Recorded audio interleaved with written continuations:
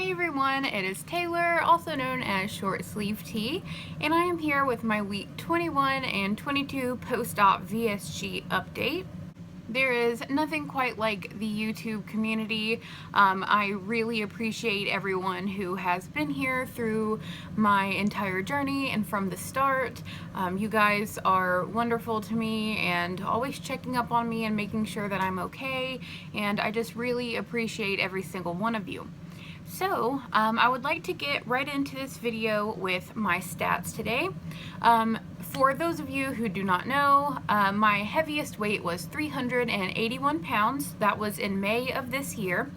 My surgery weight was 331 pounds on August 8th. I had the vertical sleeve gastrectomy, gastric sleeve, VSG, whatever you want to call it, here in Atlanta, Georgia. And last week my weight was 261.0 pounds, and this week my weight is 256.7 pounds. So I am officially in the, just ignore my cats. I am officially in the 250s, well into the 250s. I lost a total of 4 pounds. I do believe the reason why my weight came off so quickly was because 1, my stall ended, and 2, I was on my menstrual cycle. So something I've noticed with my body is that I will stall throughout the month, and then the week of my menstrual cycle I will drop a significant amount of weight. I'm usually losing around 10 pounds per month, and at least half of that weight, at least 5 to 6 of those pounds that I'm losing during the month are during my period. That is completely the opposite of what was happening when I first had the surgery. When my period would show up, I would gain a pound or 2 and I would hold a lot of water weight, but I'm not sure if that's happening with other people. But as I have my menstrual cycle, it seems that my weight will just drop and kind of melt away, and especially if I'm getting really frustrated and I'm on a stall, I do kind of get a little excited when I get my period now, because I know that that's the week when it seems like my weight is going to finally drop. So one thing that happened in week 21, I believe it was last week, was that I started having a lot of pain in my chest. It wasn't like gas pain, it wasn't like kidney stone pain, it wasn't stomach pain, it wasn't really any pain that I've ever had before. Having a little bit of a medical background, I do know different things that can occur in different regions of your abdomen, and in the region that I was feeling pain, I was assuming that it was gallbladder pain. That really worried me. I did a lot of research, and I found out that a lot of the time when people lose a significant large amount of weight all at once, they start to have gallbladder pain and gallstones, and eventually have to have their gallbladder taken out. I have a family history of gallbladder issues. My grandfather had his removed when he was in his late 50s, and my aunt had hers removed when she was 18. I am 22 and just had this surgery, and I'm eating keto, which is high fat, which is not necessarily bad for your gallbladder, but your gallbladder does process your fats that you eat. And I was thinking maybe my gallbladder has been a little bit overworked. I'm not sure. So I was having that pain, and I was getting a little bit confused. It happened, I believe, 3 different times. It would last for about an hour and then stop. However, in the last week, I have not had that problem at all. I do know that gallbladder problems are common after weight loss surgery at your 6 to 8 month mark. That seems to be something that happens quite often. So I am going to keep a lookout for that. I know that there are a lot of risks with keeping your gallbladder in if you have any gallstones, so I am just going to be very, very cautious and look for any other signs that that may be what's going on with me. Speaking of keto, I am still trying to eat as many vegetables as I possibly can. I am keeping my focus on protein right now. I did cut my fats my fat intake down just a little bit. So I am just kind of waiting to see how my body reacts to different foods and getting a little bit more vegetables than I was getting, and just really focusing on the protein instead of trying to keep my body in ketosis. I am maintaining my carbohydrates at 20 grams or less per day, and I do plan to keep doing that. I just may change the fat intake to more protein or a little bit more vegetables in the day. It just really depends on what my body likes and what I feel comfortable with. So another little thing I wanted to share with you guys, on New Year's Day I post a status on Facebook talking about my weight loss. I don't know if I've mentioned this in any of my videos, but I don't really tell any of my friends and family about my YouTube or my Instagram. I haven't really talked about weight loss on Facebook or just really on my personal social media. It's kind of just been something that I've kept to myself and with you guys. But I did decide on New Year's that I was going to make a post about it, just because a lot of people were noticing in my photos and just seeing me out and about. I do live in a very small town, so I tend to see a lot of people I went to high school with just randomly at the store. So people were noticing that I was losing weight, and I wanted to go ahead and kind of address it with everyone and give a little bit of background on my story. So I told everyone that I had lost around 130 pounds in the last 6 months, that it has completely changed my life, that my polycystic ovarian syndrome has gotten better, and post some before and after photos and just a couple of little inspirational quotes and things that had gotten me through my weight loss journey in general. I didn't mention anything about YouTube or Instagram on that post. However, a lot of people that I went to high school with and family members and friends that I haven't really connected with in a long time, they have been finding my social media and my weight loss Instagram, I guess just through kind of the people you may know stuff on Instagram or whatever that is, pages you may know. And so a lot of people have been asking me a lot of different questions. So I was very surprised that I got as much support as I did from my Facebook friends and just people that I spoke with in the past. But one thing that really surprised me was that some guys from high school were sending me messages and telling me that I looked really good and that my weight loss was very impressive. It just really blindsided me because I haven't spoke to you in months, and now you're kind of sending me messages, and of course it's always nice to get compliments, but that was a little bit weird to me, especially since certain people did not really pay me much attention before, and now that I've lost weight, they're like, oh, look at you.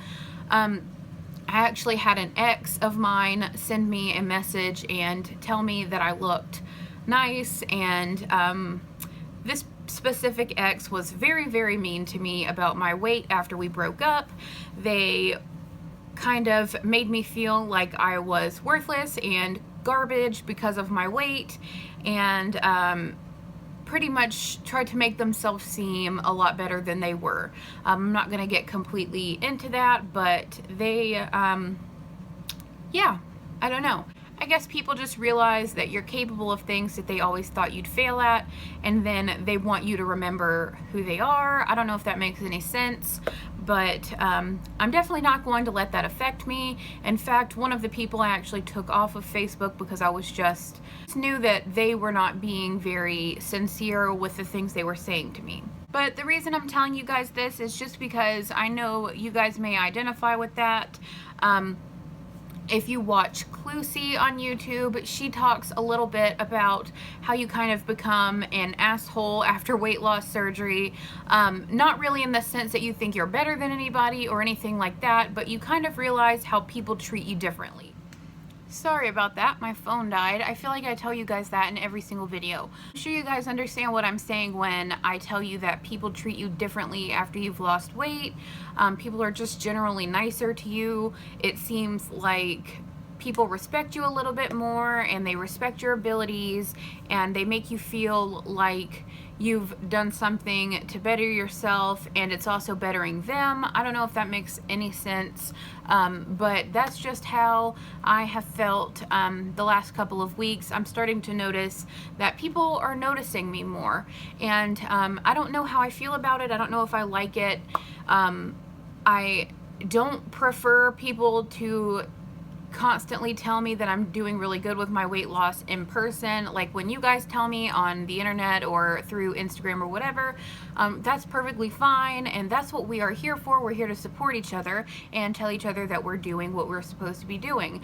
But when people that made comments on your weight before and were really negative to you about weight loss and things like that, have a lot to say about your weight loss and that you're doing good, and are continually telling you how good you're doing, it starts to feel like it's a little bit fake. So that's just what I've been dealing with a little bit, and trying to kind of let all of that stuff go. And I'm hoping that this is not something that sticks around for a long time, that I start thinking that everybody's kind of not being sincere with me, but I'm sure that you guys can identify with that a little at least. So the last thing that I wanted to kind of do for my week 21/22 update is show you guys what I look like, what my body looks like. I don't know what this is called. Some people call them like body shot, whatever, I don't know, but I'm just gonna show you guys what I look like from the waist up. I do post a lot of pictures before and after on Instagram, so you guys can always see there, but if you're not following me on Instagram, I will show you guys what I look like right now. So this is me from the waist up. This is me from a side angle. These are what my arms look like. I do have some loose skin. This is my neck. And there are my legs. And so that is what I look like if you saw me on a day-to-day basis, walking around instead of just sitting in my office chair. So the last little part of this video, I want to talk about my 2017 goals.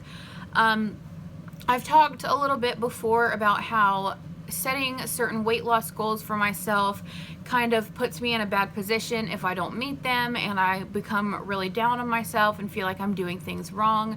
So I'm not really setting a weight loss goal for this year. I do think that it is reasonable that I would get to my goal weight of like 180 to 185, but I'm not going to set that goal. That is just for me. I'm sure that a lot of you guys expect that I probably could get to that. I do in my heart expect that too, but I'm not really going to kind of set that up for myself, and then when I don't hit it by the end of the year, kind of really feel depressed about it. So my goal is to just get under 200 and get into the 100s.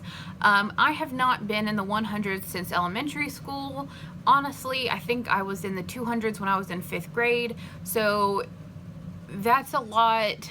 It's a really, really big step for me. It's something that I never ever would have thought in the last few years that I would ever see the number 100 on the scale ever. Or a number 1 in front of whatever number is on the scale. Another goal that I have for myself for the year is to make sure that I'm exercising at least 3 times a week. I'm still struggling deciding whether or not I want to have a gym membership. I really enjoy being out in nature and hiking, so that's kind of where I am having trouble deciding. Just because I don't know if I'd rather get like a state park pass where I can go every single day and not have to pay, or if I want to join like a yoga class, or what kind of things that I actually want to do. At this point, I'm not really making excuses for it because I have been getting out and walking 3 times a week in my neighborhood. So it's just whether or not I want to get a gym membership. I don't really prefer to work out or exercise with other people.